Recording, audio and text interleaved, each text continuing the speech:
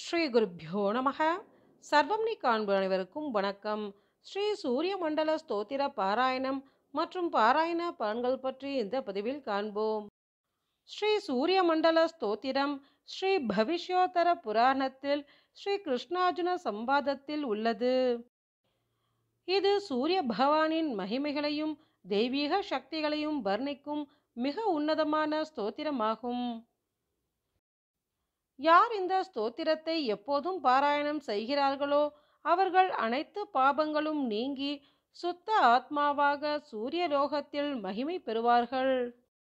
இந்த ஸ்தோத்திரத்தை பாராயணம் செய்வதால் ஞானம், ஆரோக்கியம், செல்வம் மற்றும் மோட்சம் கிடைக்கும். மிகவும் உன்னதமான இந்த ஸ்ரீ சூரிய மண்டல ஸ்தோத்திரத்தை சூரிய பகவானுக்கு உரிய விசேஷ நாட்களில் பாராயணம் செய்வது மிகுந்த பலனை தரும். இன்று சூரிய சஷ்டி. இன்று சூரிய பகவானுக்கு உரிய விசேஷமான நாள். இந்நாளில் இந்த ஸ்தோத்திரத்தை பாராயணம் செய்வதால் நோயற்ற வாழ்வை பெறலாம். ஸ்ரீ சூரிய மண்டல ஸ்தோத்திரம்.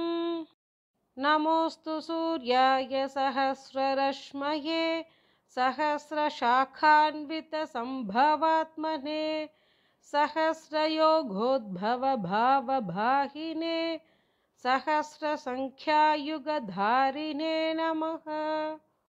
यन्मण्डलं दीप्तिकरं विशालं रत्नप्रभं तीव्रमनादिरूपं दारिद्र्यदुःखक्षयकारणं च पुनातु मां तत्सवितुर्वरेण्यम्.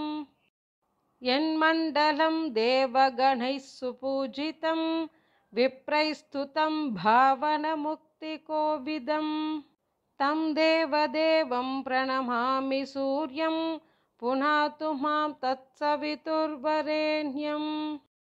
यन्मण्डलं ज्ञानघनं द्वगम्यं त्रैलोक्यपूज्यं त्रिगुणात्मरूपं समस्ततेजोमय दिव्यरूपं पुनातु मां तत्सवितुर्वरेण्यम्. यन्मण्डलं गूढमदिप्रबोधं धर्मस्य वृद्धिं कुरुते जनानां यत्सर्वपापक्षयकारणं च पुनातु मां तत्सवितुर्वरेण्यम्. यन्मण्डलं व्याधिविनाशदक्षं यदृग्यजुस्सामसु सम्प्रगीतं प्रकाशितं येन च भूर्भुवस्वः पुनातु मां तत्सवितुर्वरेण्यम्.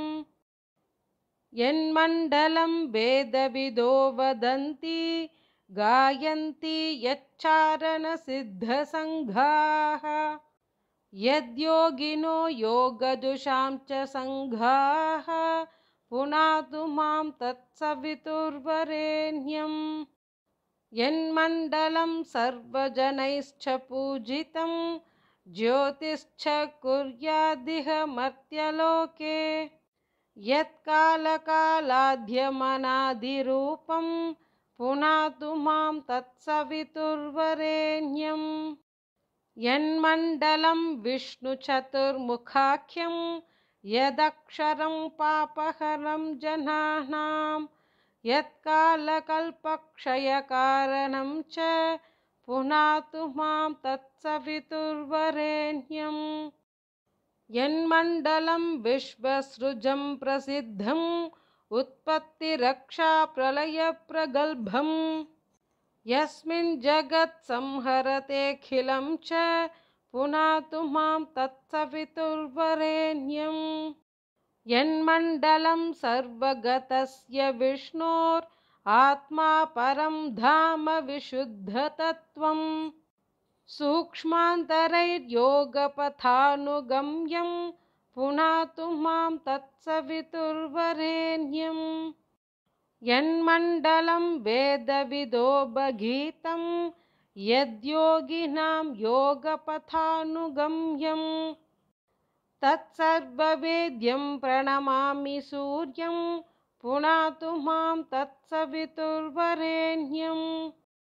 सूर्यमण्डलसुस्तोत्रं यः पठेत् सततं नरः सर्वपापविशुद्धात्मा सूर्यलोके महीयते इति श्रीभविष्योत्तरपुराणे श्रीकृष्णार्जुनसंवादे श्रीसूर्यमण्डलस्तोत्रम्।